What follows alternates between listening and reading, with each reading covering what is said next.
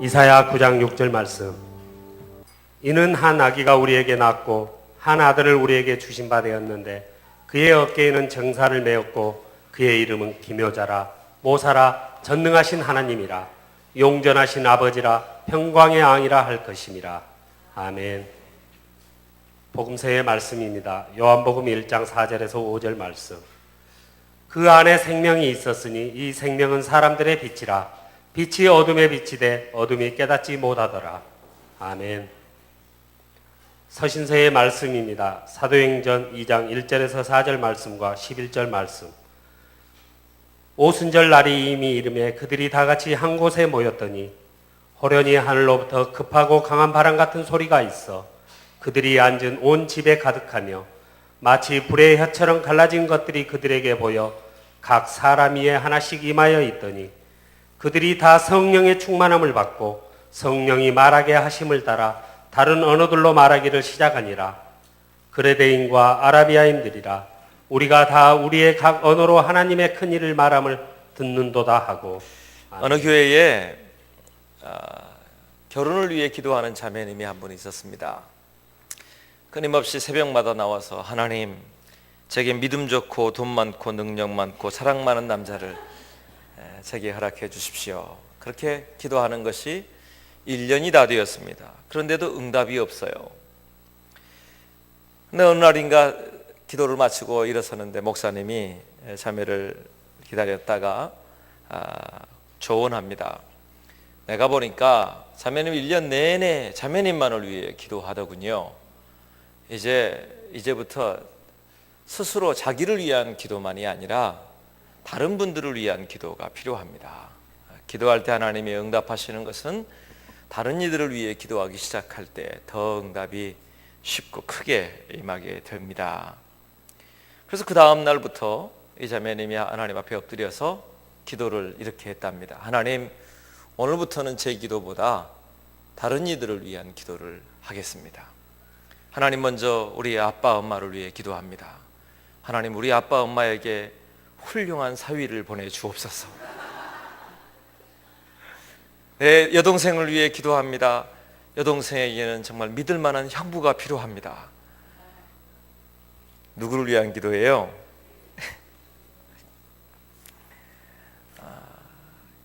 기도하고 계십니까? 요즘에 어떤 기도를 하고 계시고 또 무엇에 관심이 있으시고 내가 바라보고 있는, 내가 생각하고 있는 것들은 어떤 것인지, 또 내가 지금 꿈꾸고 있는 것이 무엇인지, 그것에 대해서 오늘 한번 우리를 돌아보기를 원합니다.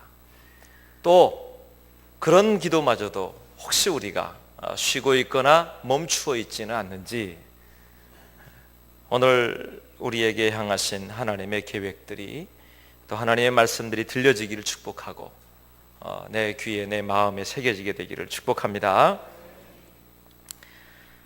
사람들은 어떤 일을 맞이할 때, 어떤 것을 볼 때에 가장 주목하는 것이 변화되어지는 것을 많이 봅니다. 제가 보니까 가장 큰 변화는 계절에 의해서 되어지는 것 같습니다. 계절이 봄이냐 또 여름이냐 가을이냐 겨울이냐에 따라서 이게 달라지더라고요. 벌써 우리 여기 앉아 계신 분들도 옷차림이라든지 또 얼굴 표정이도 그렇고, 뒤에 켜져 있는 것에서 에어컨이 나오느냐 찬바람이 나오느냐 따뜻한 바람이 나오느냐도 마찬가지일 것입니다. 계절의 변화가 되어지는 것에 따라서 삶이 변화되는 것들을 많이 봅니다. 제가 보니까 영혼도 그래요. 우리의 그리스도인의 신앙생활도 그렇다는 생각을 했습니다. 우리의 영혼에도 계절이 있어요. 우리의 삶에도요, 우리의 삶의 순간순간에도 계절이 있다란 말이에요. 어떤 이는 아직도 한여름에 있지만 내 마음과 영혼은 겨울에 있는 이들이 있고, 또 한참 성장해가는 여름 가운데 있는 분들도 계시고, 이제 새싹을 틔우고 그리고 꽃을 피우기 시작하는 이 봄 기운 가운데 있는 사람들도 있습니다. 그리고 이제 풍성한 열매를 거두어들이는 가을의 문턱에 있는 분도 있을지 모릅니다. 내 영혼의 지금 계절은 어떤 것인지, 그 중에 저는 오늘 본문을 설교하면서 기도의 계절이 오게 하라 라고 하는 제목을 붙였습니다. 기도하는 계절, 또 그 기도의 계절을 통하여서 우리의 영혼의 계절이 어디에 있는지를 살펴보자는 것입니다. 잘 생각해 보세요. 우리의 영혼의 계절은 어디쯤 온 것 같아요? 사계절로 살펴보면 여러분 자신은 아실 것입니다. 사람들에게 밝혀지는, 눈에 보이는 게 아니라 내 속에 있는 내 영혼의 계절은 어디에 있는지 아마 보이지 않을까 생각합니다. 오늘 본문에 나와 있는 이야기는 오순절 날이 이미 이르렀다. 이미 이르렀다. 그리고 그곳에서 그리스도인들 120명이 모여서 하나님 앞에 오로지 기도에 힘쓰기 시작했다. 그리고 성령께서 그 위에 불같이 임하시고 그들의 언어가 바뀌고, 그리고 그것은 작은 언어가 바뀌는 정도가 아니라 초대 교회가 세워지고 역사가, 자기 인생이 바뀔 뿐만 아니라 역사가 바뀌는, 민족이 바뀌는 시작이 바로 여기에서부터 일어나게 되어집니다. 이전에 있었던 120명의 사람들과 오늘 이 마가 요한의 다락방에 있었던 성령님의 역사, 오순절이 지난 이후에 그 이후에 그리스도인들은 전혀 다른 사람들이 되었습니다. 마치 한겨울에 이 눈이 언제 녹을 것인가, 앙상한 가지에 언제 새싹이 날 것인가, 꽃이 피게 될 것인가, 열매가 있을 것인가, 아니요, 그런 소망 자체도 전혀 없어 보이는 그들에게 완전히 달라진 다른 계절이 시작되었다는 사실이에요. 그리고 그것은 놀랍게도 하나님의 역사하심이 그들 위에 임재한 바로 이 사건을 통하여 그들 안에 새로운 일들이 벌어지는 것을 봅니다. 오늘 우리의 영혼에도 마찬가지입니다. 우리의 삶의 환경들에 따라서 옷차림과 여러 가지 자라가는 것들과 꽃들과 모든 환경들이 바뀌는 것처럼 영혼의 계절에 따라서 우리의 인생과 우리의 삶의 모든 것이 달라지기 시작합니다. 가정과 우리 자녀들의 인생도 달라지고요, 교회의 방향도 달라지고요, 민족의 방향까지도 달라지는 것이 영혼의 계절이 어떻게 되어지는가에 따라 달라지는 것입니다. 저는 그것을 기도의 시작에서부터 찾고자 합니다. 왜냐하면 바로 그 기도가 이 계절을, 영혼의 계절을 바꾸는 시작이 되었기 때문에 그렇습니다. 120명의 사람들, 그들은 어쩌면 실패자였을지 모릅니다. 예수님도 승천하셨지요. 수없이 많은 사람들이 함께 있었지만 그들 모두 흩어져서 함께 있는 사람은 겨우 120명에 불과했습니다. 예수님의 승천을 보았던 사람도 500여 성도가 넘었다고 하는 걸 보면 그곳에 예수님을 따랐던 사람들이 얼마나 많았겠어요. 그런데 겨우 남은 사람들이 120명. 그리고 그들은 앞으로 무엇을 해야 될지, 어찌 해야 될지도 알지 못하는 그들에게 예수님은 예루살렘을 떠나지 말고 기도를 시작하라고 말씀하셨고, 그 기도에 순종해서 기도하를 시작할 때에 오늘 성령의 불같은 역사가 그들 위에 내리게 된 것이지요. 그리고 전혀 다른, 완전히 달라진, 이전에 있었던 실패자나 아니면 마가 요한의 다락방에 묶여있던 그들이 아니라 강력한 하나님의 사람들로 예루살렘과 온 유대와 사마리아와 땅끝까지 강력한 증인의 역사가 시작되게 된 줄로 믿습니다. 우리의 삶의 새로운 계절이 시작되기를 축복합니다. 그러기 위해 우리 안에 무엇을 시작해야 될 것인지, 또 어떤 영향력이 시작될 것인지를 볼 때에 그 일의 시작은 다름 아닌 오로지 기도하라고 말씀하셨던 기도의 계절이 시작된 것부터 시작되었다는 사실입니다. 그리고요, 이 계절의 변화는 놀랍게도 그 기도함을 통하여, 그것을 통하여 빛의 변화가, 성령의 충만의 변화가 그들을 변화시키는 과정이 된 거예요.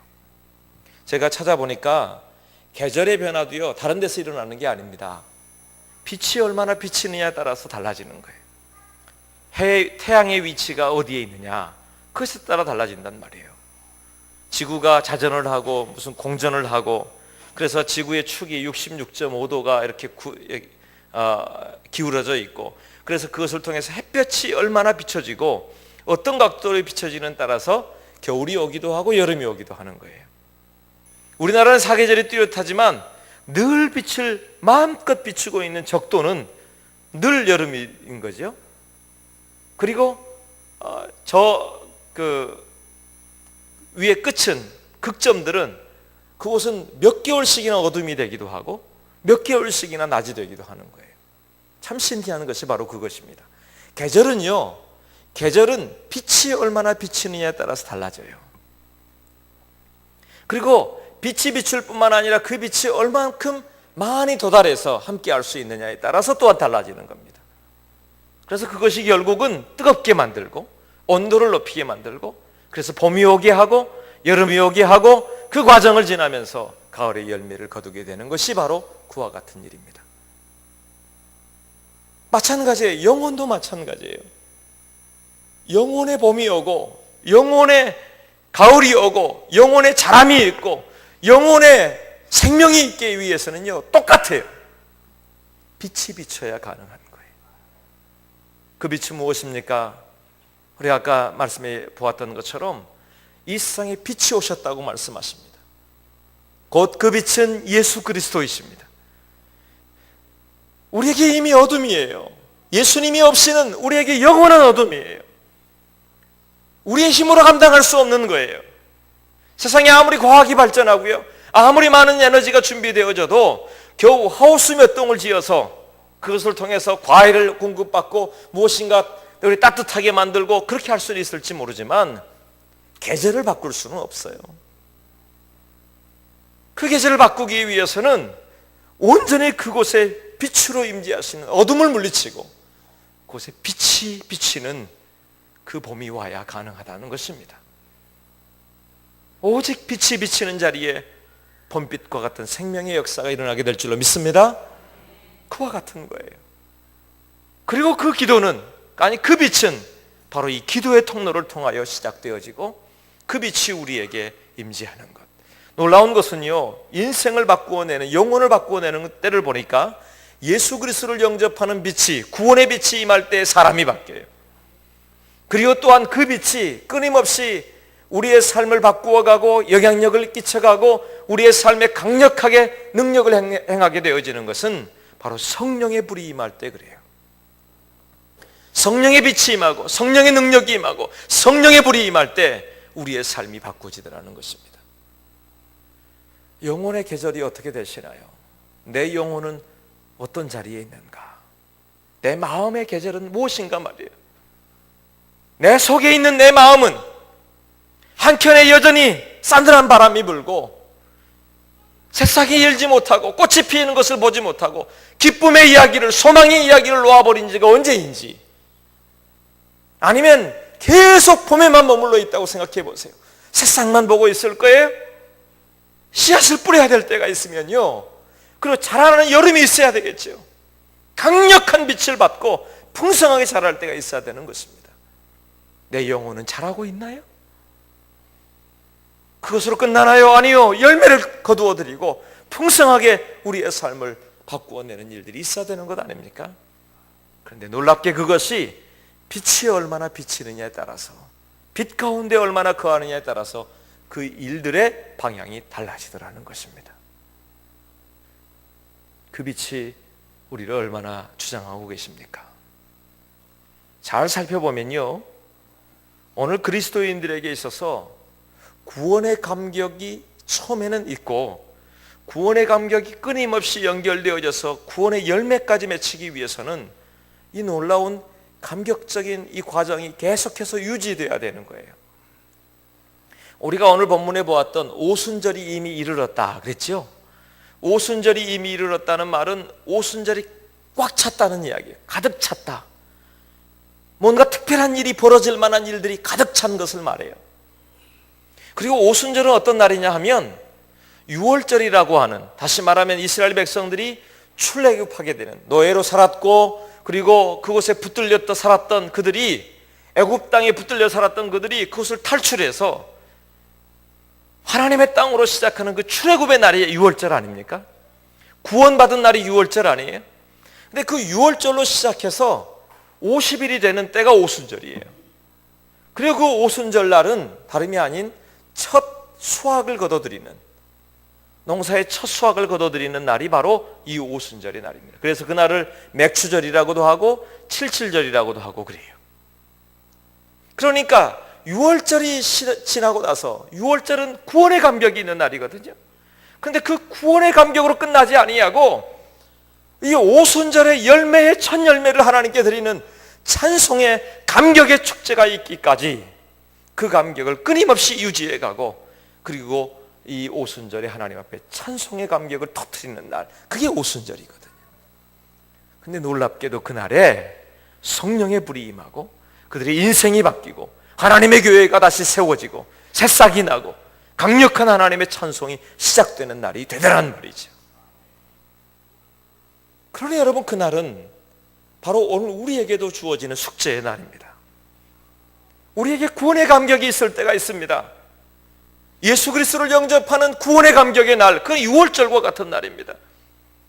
그런데 그것으로 끝나면 안 되는 거예요. 성령의 권능을 받고 우리가 하나님 앞에 열매를 맺어드리고 주 앞에 하나님의 영광을 돌리고 찬송의 삶을 살기 위해서는 그리스도인이라면 오순절의 날이 있어야 된다는 거죠. 성령의 날이 있어야 된다는 거죠. 성령의 계절이 시작돼야 된다는 것입니다. 그렇다면 그 일이 어떻게 시작되어지느냐? 바로 기도의 시작부터 시작되는 것이다. 그때 하나님의 역사하심이, 하나님의 은혜가 임하게 될 줄로 믿습니다. 기도가 시작되지 못하게 하는, 하나님의 계절이 오지 못하게 하는, 방해하는 일들이 많아요. 재미있는 사실은요, 이 겨울이 올 때는요, 겨울이 왔을 때 해가 비치는 건 비치잖아요. 아침에 해가 뜨기도 하고 해가 지는 시간이, 그렇죠? 조금 짧아졌다고는 하지만 해 뜨는 시간이 거의 비슷하고 해가 하루 종일 비치는데 왜 온도는 이렇게 올라가지 않을까? 그런 생각 해보셨나요?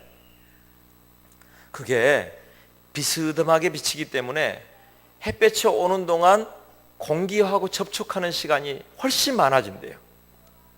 그러니까 햇볕이 우리에게 지금 다 올 때까지, 땅에 도달할 때까지 그것을 방해하는, 햇볕이 온전히 통과하지 못하게 하는 그것들이 훨씬 많은 거예요. 눈에 보이진 않지만. 심지어는 그것이 1.9배나 된대요. 2배나 되는 것이. 겨울에는 햇볕이 우리에게 오는 시간들이 2배나 걸리는 겁니다. 중간에 여러분, 주의 빛이 우리를 강력하게 비치는 그 방해하는 것들이 우리 안에 쌓이면요, 기도도, 또 우리의 삶의 능력도, 우리에게 주어진 모든 일들도 우리 속에서 추워지게 되고요, 겨울을 벗어나지 못하게 되는 거예요. 잘 살펴보세요. 기도하지 못할 이유가 참 많죠? 너무 바빠서도 그렇고요, 너무 내 마음이 상심해서도 그렇고요, 너무 좋은 일이 많아서도 그렇고요. 그런가요, 여러분? 더워서도 그렇고요, 추워서도 그렇고요, 친구가 많아서도 그렇고요, 없어서도 그렇고요. 하나님 앞에 나아오는 시간이 점점 멀어지기 시작할 때마다 그리스도의 계절보다, 하나님의 범보다 내 인생의 겨울이 많아지기 시작하는 거예요. 눈에 보이지 않지만, 내가 달라지지 않은 것 같지만 내 삶의 온갖 것들이 하나님과 가까이 할 수 있는, 예수 그리스도의 십자가와 가까이 할 수 있는, 그 빛 안에 내가 빛 안에 거할 수 있는 시간들이 내 속에서 멀어지기 시작하는 것입니다. 그럴 때 인생의 겨울이, 영혼의 겨울이 시작되는 것이에요. 제가 이 말씀을 보다가 제가 누가복음 14장의 말씀이 떠올랐습니다. 주인이 사람들을 초청하기 위해 잔치를 벌였습니다. 큰 잔치를 벌였고 초청자들을 모두 불러 모으기 위해서 종들을 보냈습니다. 그랬더니 그들이 이렇게 말합니다. 자, 잔치할 시각에 그 청하였던 자들에게 종을 보내어 이르되 오소서, 모든 것이 준비되었나이다.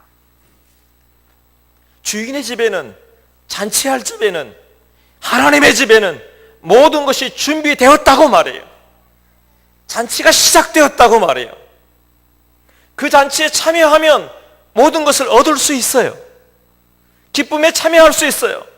그런데 보세요. 다 일치하게 사양하여 한 사람은 이르되 나는 밭을 샀음에 아무래도 내가 나가보아야 하겠으니 청컨대 나를 양해하도록 하라. 또 한 사람은 나는 소 5겨리를 샀음에 시험하러 가니 청컨대 나를 양해하도록 하라. 또 한 사람 말합니다. 이르되 나는 장가 들었으므로 그러므로 가지 못하겠노라 하는지라. 종이 주인에게 그대로 고하니 이에 집주인이 노하여 그 종에게 이르되 빨리 시내의 거리와 골목으로 나가라서 가난한 자들과 몸 불편한 자들과 맹인들과 저는 자들을 데려오라 하니라. 주님의 초청 앞에 있음에도 불구하고 방해하는 어둠들이 있습니다. 그건 어둠입니다. 잘 살펴보셔야 합니다. 아무리 좋아 보여도 그건 어둠입니다. 그것은 마치 목자를 잃은 양과도 같은 상황인 거예요. 소를 샀어요. 그리고 밭을 샀어요. 장가 들었어요. 좋은 일이죠. 감사한 일이죠. 행복한 일이 되겠죠. 그러나 여러분, 그것이 하나님의 잔치에 초청받았을 때에 방해가 되는 일들이라면 그건 결코 복이 아닐 수 있다는 사실을 기억하셔야 합니다. 주님의 초청은 구원의 초청으로 시작합니다. 예수님을 믿고 영접함으로 천국의 백성이 되고 처음 빛이 임하면 그 빛에 모두 올 것 같잖아요. 예수 믿으십시오. 예수님을 믿으십시오. 그럼 당신의 영혼도 살고 가정도 살고 천국이 당신의 것입니다 라고 하면 다 올 것 같잖아요. 그런데 그렇지 않더라는 것입니다. 이유가 많고요, 핑계도 많아요. 심지어는 요한복음에 빛이 세상에 왔을 때 빛을 싫어하는 사람들이 있어요. 그리고 빛을 거절합니다. 그리스도인도 마찬가지예요. 그리스도인도 이미 빛이 우리 안에 임하고 잔치가 준비되었다고 말씀하시고 내가 너를 위하여 준비한 선물이 있다고 말씀하시고 네가 내 앞에 나와 기도하고 내 앞에 나오면 내가 너를 위하여 준비한 열매가 있다고 말씀하시는데, 근데 우리는 그렇게 하지 않아요. 밭을 샀습니다. 소를 샀습니다. 그리고 뭐라고 해요? 정중하게 양해 바랍니다. 이해해 주시길 바랍니다. 제가 이러이러해서 기도하지 못합니다. 이러이러해서 예배하지 못합니다. 이렇게 해서 하나님 앞에 나오지 못합니다. 정중하게 예의를 갖춰서 양해해달라고 이해해달라고 말하는 이들이 참 많아요. 그러나 아십니까? 잔치에는 참여하고 있지 않는 거예요. 내 삶에 하나님 앞에 가지 못하게 하는 것들이 얼마나 많아요. 이유가 없는 사람이 없어요. 늘 이유가 있어요. 늘. 어떤가요? 기도를 시작해 볼 마음이 있으셨지요. 그런데 그때에도 이유가 있지 않던가요? 방해하는 어둠들이 있지 않던가요? 제가 아까 목자 잃은 양에 대한 이야기를 했는데요, 양이 목자를 잃어버리고 나면 어떤 변화가 있을까요? 목자를 잃어버려도요, 푸른 추상이 앞에 있을 수 있어요. 배불리 먹을 수도 있어요. 그리고 어떻게 하면 맑은 시냇물가를 찾을 때도 있어요. 우연이라고 말할 때도 있고, 열심히 들판을 돌아다니면서 내가 최선을 다해 일했기 때문에 이만큼의 것을 거두었다고 말하는 이들도 있어요. 그러나 목자를 잃어버린 양은 결국 생명의 위협을 받고 유리하는 양이 되고 마는 거예요. 어디로 가야 할지, 무엇을 해야 될지, 그리고 결국은 사자의 위협과 그 광야의 위협들과 우겨쌈을 당하는 그곳에서 우리의 영혼의 어둠의 날이 반드시 오고 만다는 사실입니다. 우리와 함께하는 목자가 없어지는 사람, 그것과 같아요. 구원의 유월절을 경험한 여러분, 그렇다면 거기서 멈춰서는 안 됩니다. 우리에게 오순절의 계절이 우리에게 와야 합니다. 그래야 우리의 삶이 강력하게 변화되어지는 것입니다.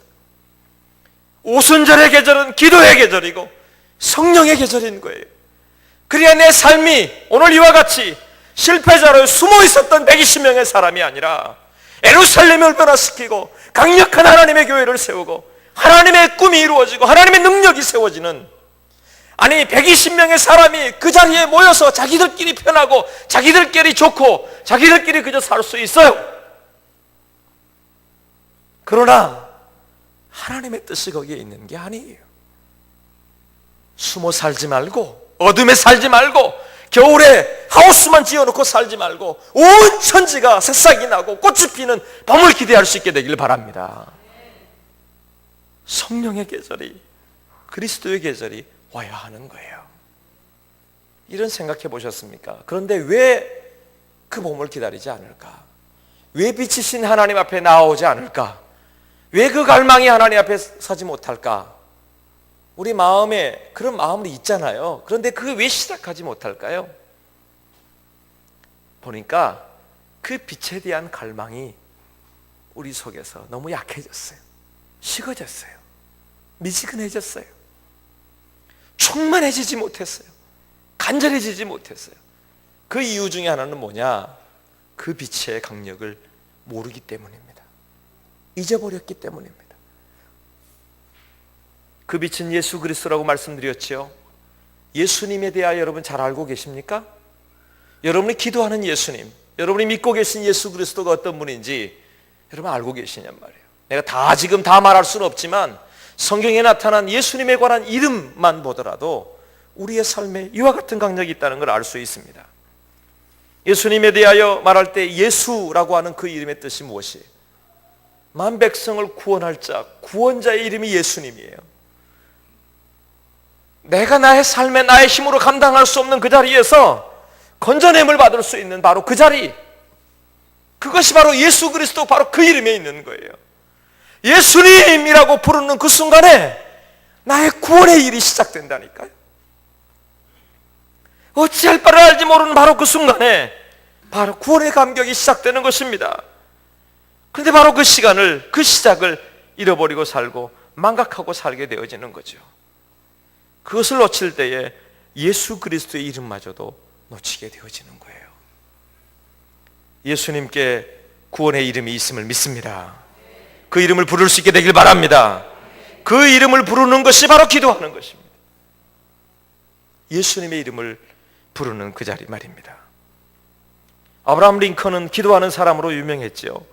그런데 그가 이렇게 고백했습니다. 나는 더 이상 어찌할 수 없는 막다른 골목에 도달했을 때 내 지혜와 내 모든 지식으로도 도저히 어쩔 수 없다는 것을 알았지만, 내 지혜와 내 지식으로 도저히 어쩔 수 없다는 것을 알았지만, 다시 말하면 인정했지만, 모르는 게 아니에요. 내 힘으로 안 된다는 것을 그 벽 앞에서 실감했지만, 깨달았지만, 그러나 그것으로 끝나지 않았다는 거예요.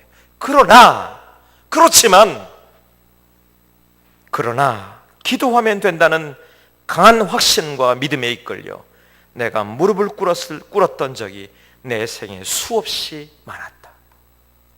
한두 번이 아니었다. 벽에 부딪히는 것이 한두 번이 아니었던 거죠. 내 힘으로 안 되는 그 절망적인 상황이 한두 번이 아니었던 거죠. 근데 그럴 때마다 놀라운 사실은 확신을 갖고 하나님 앞에 무릎 꿇는 일을 시작했다는 거예요. 그리고 그 일의 시작이 하나님의 열매로 다시 시작된 것을 가르쳐주고 있습니다. 그 다른 게 아닙니다. 바로 예수, 그 이름에 있습니다. 또 하나의 이름이 있습니다.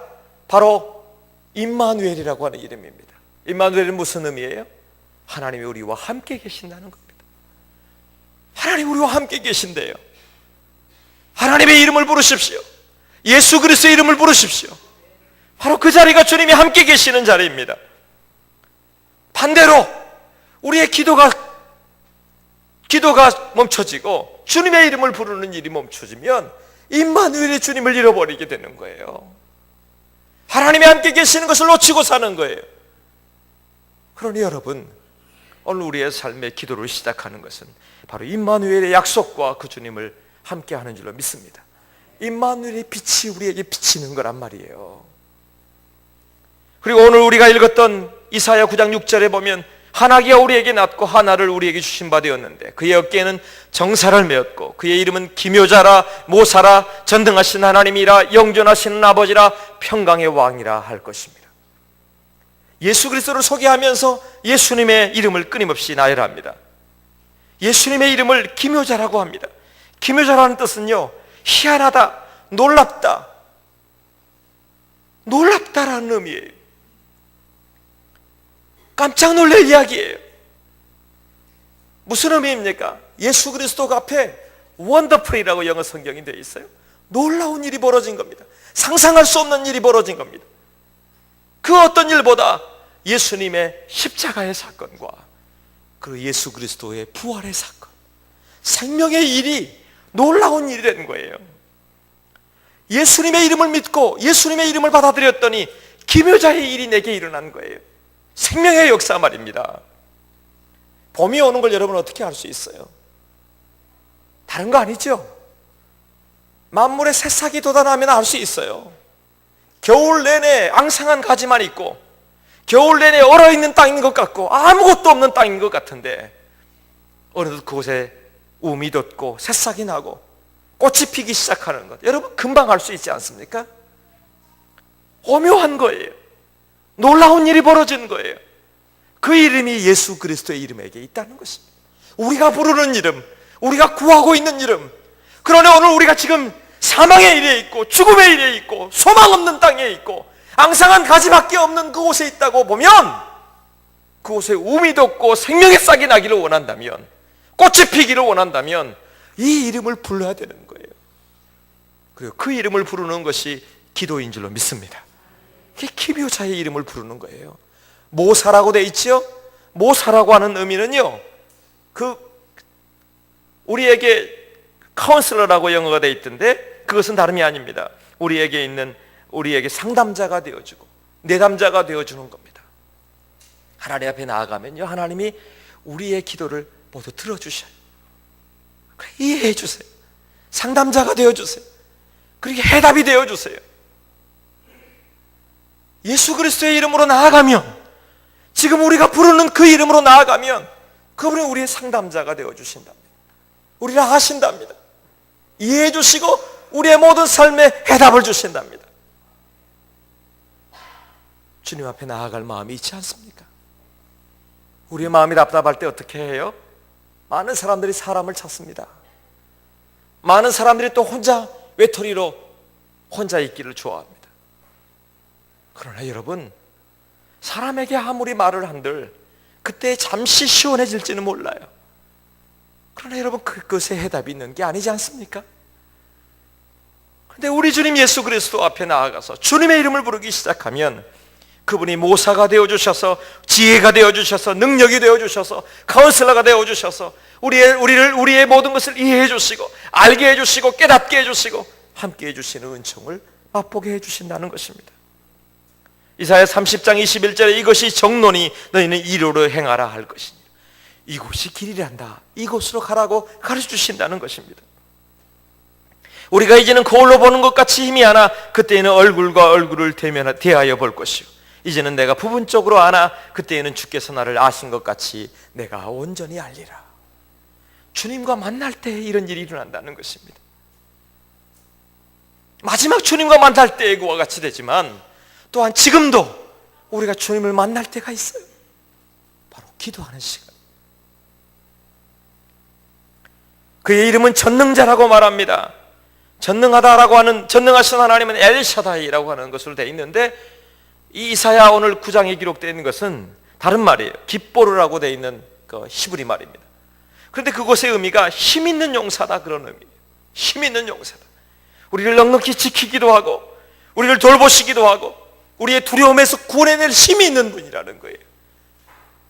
전능하신 하나님, 그 하나님이 어떤 분이신지를 안다면 그분의 이름을 부를 수밖에 없는 거예요.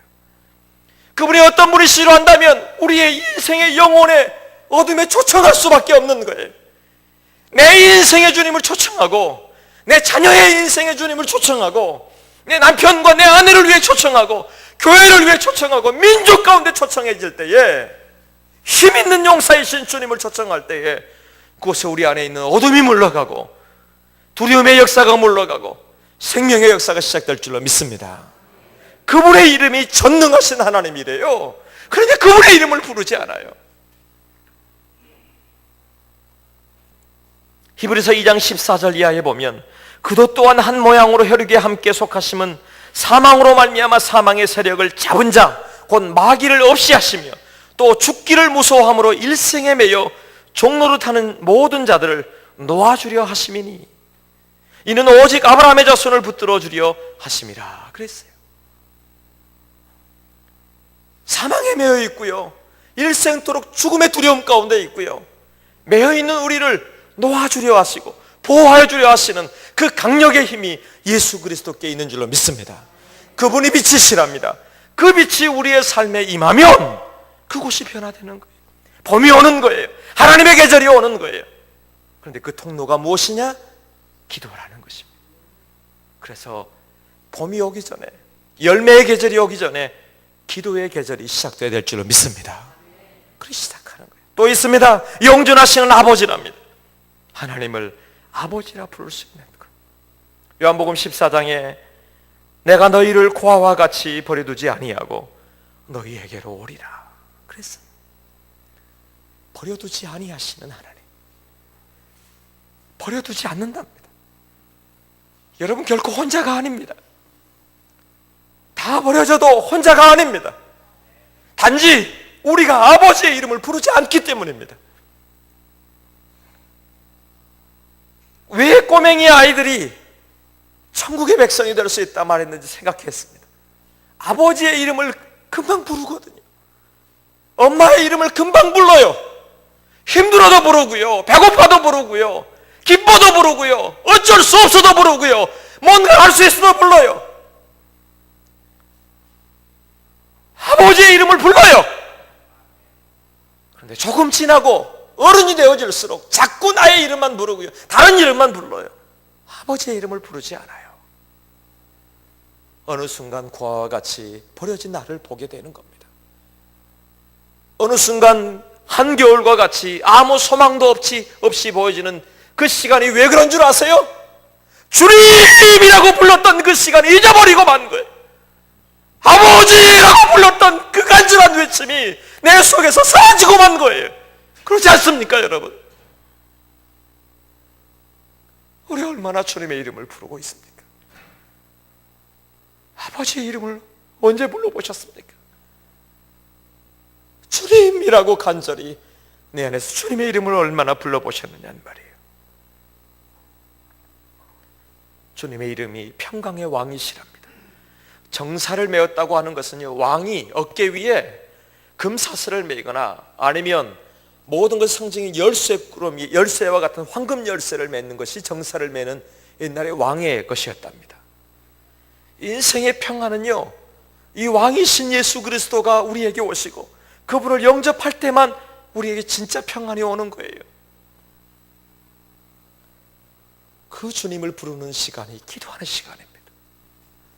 그분이 임재하고 충만히 임재하면 그때의 내 언어가 달라지고요, 내 삶의 방향이 달라지고요, 내 속에 꿈틀거리는 내 안에 내 심장이 뛰는 방향이 달라지고요, 오늘 하루를 시작하는 시간이 달라지는 건 아닙니까? 근데 자꾸 다른 것에 내 입술의 말들도 자꾸 비관적이고 자꾸 다른 말만 하고 다른 사람 이야기를 하고 흉보는 것들만 하고 내 안에 나도 낙심의 이야기만 하고 뭐가 되겠느냐고 말하고 있고, 내 입술의 고백이 하나님께 붙들려 있는지를 살펴보십시오. 누구의 이야기를 할 것도 아니에요. 저 사람보다 내가 더 많이 기도했다고 말할 것도 아니에요. 내가 온전히 오늘 이와 같이 주님의 이름 앞에 그 빛 안에 충만하게 내 안에 임재해 있는가 살펴보는 것입니다. 이 빛이 임재하는데 한 가지 필요한 게 더 있습니다. 그것은 조금 전에 말씀드렸던 것처럼 충만해져야 합니다. 여기 보면 성령이 충만했다고 그랬죠. 불의 여같이 임하는 성령의 임재가 충만했어요. 오순절도 임했다는 것은 충만히 임한 거고요, 가득 채워졌다는 것이고요, 이 성령의 충만도 가득 채워졌다는 것을 말해요. 넘치도록 가득 채워진 것을 말합니다. 저는 오늘 우리에게 사랑하는 성도님들이 기도하지 않다고 말하고 싶은 게 아닙니다. 제가 보니까 온도가 조금 식었습니다. 온도를 조금 높여야 될 때가 있는 거예요. 온도를 조금 더 높이십시오. 여러분, 완전히 기도하지 못하는 사람들이 아닙니다.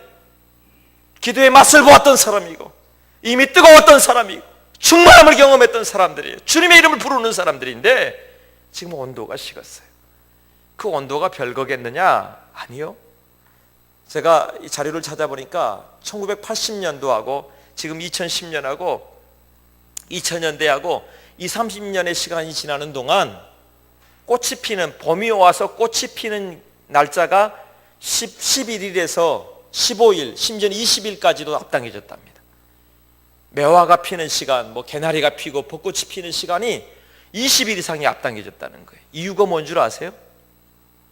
그때보다 지금 2000년도에 1.2도 높아졌답니다. 온도가. 3월 온도가. 2월에 3월 온도가 1.2도에서 4도 정도 높아졌다고 그래요. 3도 정도. 근데 1.2도에 3도의 그 높아진 그 미세한 온도 차이가 봄이 오게 하는, 꽃이 피게 하는 온도란 말이에요. 여러분, 우리도 마찬가지예요. 이미 예수님을 믿고 이미 주 안에 있어요. 우리 이미 기도했던 사람들이에요. 그런데 여러분, 그 1.2도 아니면 3도의 그 온도를 높일 때가 지금이에요. 왜 내게 꽃이 피지 않는가? 왜 더 기다려야 되는가? 왜 내겐 새싹이 나지 않는가? 여러분, 그 시간이 어떤 시간이냐? 내 인생의 영혼의 온도를 높일 시간입니다. 미지근했던 우리의 마음들이, 잃어버렸던 처음 사랑들이, 미지근해져 버린, 식어져 버린 우리의 삶이 여러분 예수 그리스도의 이름으로 데워지기를 축복합니다. 그러려면 주님과 더 가까이 있어야겠죠. 아까 말씀드렸죠. 해와 더 가까이 있어야 된다고 말입니다. 그래야 올라가는 거예요. 그래야 뜨거워지는 것이에요. 기도의 온도를 높이십시오. 기도의 계절이 곧 앞에 있습니다. 성령의 계절이 앞에 있습니다. 내 마음에 성령의 역사와 뜨거운 은혜가 우리에 넘쳐나게 되길 바랍니다. 그리고 그 안에서 내가 마음껏 주님의 이름을 부르는 거죠. 말씀을 맺겠습니다. 오스왈드 챔버스의 한 절, 그 한 구절이 제게 지나간 한 주 동안 굉장히 마음에 남아 있었습니다. 성령을 소멸시키는 가장 쉬운 방법은 주께서 나를 징계하실 때 그 징계를 무시하거나 대들거나 아니면 낙심하는 것이다. 성령을 소멸하는 것, 성령의 온도가 내려가는 건 다른 데 있지 않아요. 하나님께서 우리에게 계속해서 말씀하실 때 끊임없이 주의 말씀을 통해서, 주의 환경을 통해서, 또 내 마음에 끊임없이 하나님 부어주시는 하나님의 마음, 너 기도할 때야, 너 내게 가까이 올 때다, 나의 이름을 부를 때라고 하나님 계속 말씀하시는데 소멸해버려요. 어떻게 해요? 무시해버리거나 대들거나 아니면 낙심해버리는 겁니다. 성령이 소멸되고 우리에게 이 비춰주시는 빛이 어두워지는 일들이 바로 여기에서부터 시작되는 것입니다. 사랑하는 여러분, 기도의 계절이 우리에게 임했음을 믿습니다. 지금입니다. 그럴 때에 우리에게 열매 맺는 하나님의 계절이 우리에게도 임하게 될 줄로 믿습니다. 주 예수님의 이름으로 간절히 구하는 이 한 주가 되기를 예수님의 이름으로 축복합니다. 기도하겠습니다.